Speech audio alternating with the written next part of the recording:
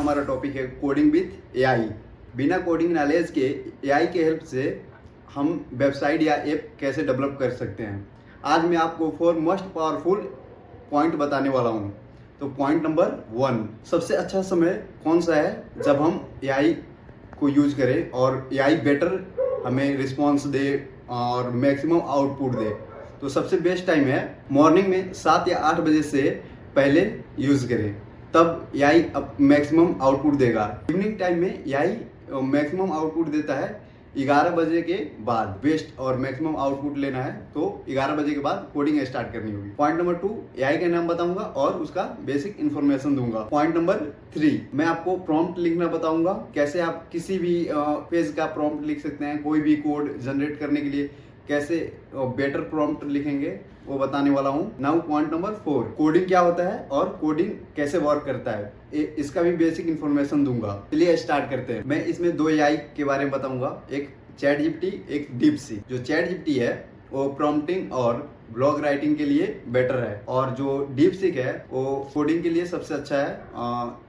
इससे हम maximum output ले सकते हैं। ये 1000 से 2000 लाइन तक की कोडिंग करता है, ये लार्ज कोडिंग कर सकता है। लेकिन जो चैट जीपीटी है वो बहुत ही माइनर कोडिंग करता है, बहुत ही छोटा, जो 100 से 300 लाइन तक ही कोडिंग कर पाता है, जिससे ज्यादा बेटर रिजल्ट नहीं मिल पाते हैं। लेकिन चैट जीपीटी बहुत ही अच्छे से इमेज जो हम उसे प्रोवाइड करते हैं उसे एनालाइज करता है और उसकी टेक्स्ट को और उसके कलर को अच्छे से एनालाइज करता है और रिस्पॉन्ड देता है। लेकिन डीपसीक इमेज के टेक्स्ट को एक्सट्रैक्ट कर लेता है, अंडरस्टैंड कर लेता है, लेकिन इमेज के कलर को नहीं। लेकिन जो चैट जीपीटी है वो 100 से 300 लाइन की कोडिंग करता है, जो अच्छा नहीं है एक वेबसाइट या ऐप बनाने के लिए। जो डीपसीक है वो चैट जीपीटी से बहुत ही अच्छा कोडिंग करता है, या 1000 से 2000 लाइन तक ये कोडिंग कर सकता है। ये लार्ज कोडिंग करता है, यह बहुत ही एडवांस और मॉडर्न कोडिंग करता है, लेकिन यह अच्छे से बातों को समझ नहीं पाता like chat GPT. Basic information complete हुआ। अब हम बात करेंगे प्रॉम्प्टिंग के रिलेटेड, हम कैसे एआई को प्रॉम्प्ट दें जिससे वो हमें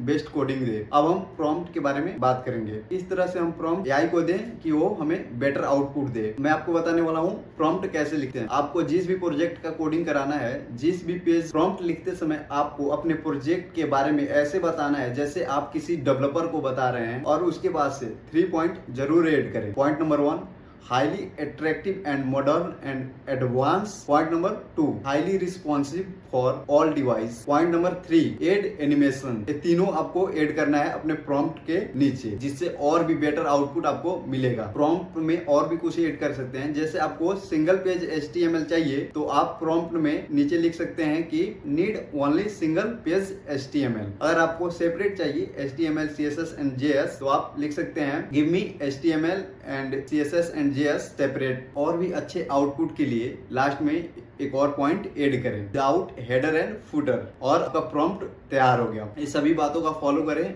बहुत ही बेटर आउटपुट निकल के आएगा। सिंपल वेबसाइट बनाने के लिए हमें HTML, CSS एंड JS की आवश्यकता होती है। अब मैं आपको HTML के बारे में बताने वाला हूँ। फॉर एग्जाम्पल HTML एक स्केलेटन की तरह है, एक कंकाल की तरह है। आप देख सकते हैं स्क्रीन पे जैसे पूरे टेक्स्ट दिख रहे हैं वैसे। अब हम बात करेंगे CSS के बारे में, जो इसमें कलर फिल करता है और इसको एक ब्यूटी प्रोवाइड करता है। CSS को हम इस तरह से समझ सकते हैं जैसे कि एक स्केलेटन के ऊपर मसल्स, स्किन्स आप देख सकते हैं स्क्रीन पे। अब हम JS के बारे में बात करेंगे। HTML और CSS पुट करने के बाद आप देख सकते हैं आउटपुट कैसा आया है, और ये नेविगेशन वर्क भी नहीं कर रहा, ये JS से वर्क करेगा, JS से फंक्शनलिटी होगा। फंक्शन के लिए हम JS को यूज करते हैं। JS को हम इस तरह से समझ सकते हैं जैसे एक फुल बॉडी में जान आ गया हो, जैसे कि बिना जावास्क्रिप्ट के यह फंक्शन नहीं कर रहा। जब हम जावास्क्रिप्ट ऐड करते हैं तब यह फंक्शनल हो जाता है। हम HTML को सेव करने के लिए हम लिखेंगे index.html, या कोई भी आप नाम दे सकते हैं मगर लास्ट में .html लगाना है। उसके बाद से CSS का भी कोई भी नाम दे सकते हैं, लेकिन लास्ट में .css लगाना है। और जावास्क्रिप्ट को भी हम कोई भी नाम दे सकते हैं, लेकिन लास्ट में .js यूज करना है। और अगर आप सेपरेट सेव कर रहे हैं तो आप इंडेक्स जो HTML होगा उसके अंदर इसको लिंक करेंगे। ऐसे आपने देख लिया कि HTML एक स्ट्रक्चर की तरह वर्क कर रहा है, और CSS उसमें कलर फिल कर रहा, और JS उसे फंक्शनलिटी बना रहा। आई थिंक आपको HTML, CSS एंड JS अच्छे से समझ में आ गया होगा। अगर आप चाहते हैं कि मैं डिटेल्स में HTML, CSS और JS के बारे में बताऊं तो आप कमेंट कर सकते हैं। और आपको मैं यह भी बता दूंगा कि आप अपने HTML, CSS एंड JS को फोल्डर में कैसे अरेंज करते हैं। यहाँ तक कि बहुत से HTML file, CSS and image कैसे एक फोल्डर में सेव करते हैं और एक पूरी वेबसाइट तैयार करते हैं, वो भी मैं आपको गाइड कर दूंगा। यह मेरी वेबसाइट है, इसे मैं कंप्लीटली AI के हेल्प से बनाया हूँ और इसे फोल्डर में अच्छे से अरेंज किया हूँ और एक पूरी वेबसाइट बना दिया हूँ और इसे GitHub और Cloudflare के हेल्प से लाइव किया हूँ। मुझे कोडिंग नहीं आता, लेकिन AI को हम कैसे इस्तेमाल कर सकते हैं, कैसे प्रॉम्प्ट दे सकते हैं, बेटर से बेटर प्रॉम्प्टिंग, ये सब आता है। आप अपना रिस्पॉन्स बताइएगा comment box. Thank you, bye.